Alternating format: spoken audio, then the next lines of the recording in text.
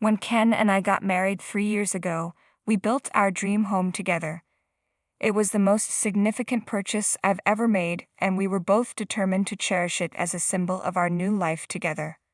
Our home was everything we had hoped for: the fresh scent of new construction, Ken's warm smile as he showed me around, and the spacious living room bathed in morning sunlight streaming through large windows.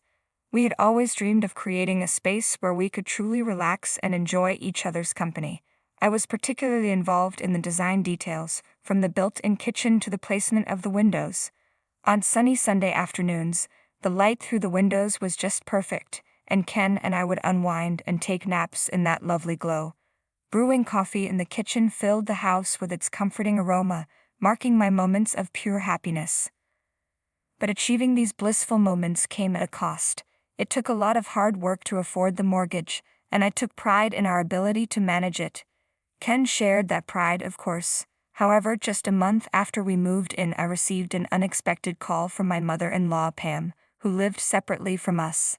"You and Ken have finished building your home, right?" she'd asked. "Now that it's done, I'd like to move in with you. Living alone in this rundown place is taking a toll on my health." Pam is single and relies on welfare, and while we hadn't been very close, my interactions with her had been brief and mostly limited to pre-marriage greetings. This request was challenging. As newlyweds, it was difficult for me to imagine suddenly sharing our new home with Pam. "I understand, Anna. I know how challenging it would be for you to have my mother living with us, so I'll speak to her and let her know that we can't accommodate her request. Thank you for understanding." Fortunately, Ken has always been considerate of my feelings and truly understands me. He firmly turned down Pam's request to move in with us. However, 2 years later, when Ken and I had our first baby, Pam saw another opportunity and brought up the idea once more. "Isn't it tough to manage the baby and housework on your own?" she'd asked. "If I moved in with you, I would definitely help with both. It's a great opportunity for me, so please consider letting me live with you. Taking care of a newborn and managing household chores is indeed demanding, and I would appreciate any help we could get. Plus, since I plan to return to work eventually, having additional support would be beneficial." "What do you think?" I asked Ken. "It might be helpful to have someone assist us." Ken agreed that having extra help could be a good idea, provided that Pam followed through on her promise. When I finally agreed to let Pam move in, I made it clear that her help with the baby and housework was a condition. Pam was thrilled and took her responsibilities seriously. She managed the baby and the chores diligently, offering to handle tasks like laundry and looking after the baby while I was out. "Okay, I'll take care of the laundry and fold the clothes," she said. "Thank you," I replied. "And while you're out for groceries, I'll look after the baby," she continued. "Oh, who's a good boy?" "You are," Pam cooed to the baby. Her support was a relief, and I was grateful for her help. I honestly didn't expect Pam to be so helpful, and I felt a bit guilty for underestimating her. For the first week, she was a great help around the house and with the baby, and I was grateful for her support. But that didn't last long. Soon Pam began slacking off. When Ken was away, she would lounge around and ignore my requests to care for our son. This became a frequent issue, and my trust in Pam started to wane. Her commitment to household chores quickly diminished, and I could no longer rely on her to look after the baby or manage the housework. I decided it was time to address the situation with her. Despite Ken's multiple attempts to talk to her, she dismissed his concerns. "You know I'm doing my best too," I told him, feeling the weight of the situation. "Anna is just being too strict. But we need her to help us properly. That's why we invited her to live with us." Pam reacted poorly whenever Ken confronted her, either blaming me or crying to gain his sympathy. She continued to stay at our home, but her attitude towards our son became increasingly negative. "Oh, he's crying again. He's so loud," she would complain. "Hurry up and make him stop." Her lack of care and growing frustration with the baby made me anxious.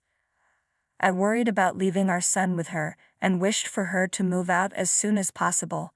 "Honey, I'm really afraid for our son's safety with Pam around," I confided in Ken. "I think it's best if she leaves." Ken agreed and began making arrangements to find a new place for Pam. Soon our living room was cluttered with her belongings. I had to keep a constant watch over our son to prevent him from getting hurt by her things. Despite our repeated warnings, Pam's behavior didn't improve. We were determined to persuade her to move out and restore some peace to our home. I was in a panic when I realized that our son was missing from his room where he was supposed to be sleeping. Frantically searching, I found Pam outside with him. "What are you doing? How could you take our son out without our permission?" I demanded. "I just wanted to show him off a little," Pam replied dismissively. "You shouldn't worry so much. If I took him out like this, people might talk, but it's not a big deal. And stop shouting at me." I was stunned that Pam had taken our son without informing me and seemed completely unapologetic. Instead, she became defensive. Ken and I were both furious, and we decided to ask Pam to leave our home immediately. It had been a year since that incident. Our son had turned 1 and was starting to walk. Then tragically, my husband was involved in an accident on his way home from work and passed away unexpectedly. I was devastated and lost for words, grappling with the sudden loss of Ken and the uncertainty of how to care for our young son alone. At Ken's funeral, my grief was overwhelming. Couldn't stop crying. In the midst of this heart attack, Pam approached me. "Hello, long time no see, Anna," she said, her tone strangely casual. "I never imagined we'd see each other again under these circumstances." "Oh, Pam," I said, struggling to keep my emotions in check. I could only imagine the depth of Pam's grief, having lost her own son. The pain of losing Ken was immense, and I knew I needed to be strong for him. "It's just so sudden," managed to say through my tears. "Indeed," Pam replied. "Since the family house now belongs to my son, I assume I'll be getting it right. And could you also leave the furniture?" I was taken aback. It felt incredibly inappropriate for Pam to bring up the house and its contents at a time like this. Couldn't understand why she was focusing on material things when we were both mourning such a profound loss. "What are you talking about?" I asked, bewildered. "The house cost $500,000 to build, and there's still a mortgage to be paid."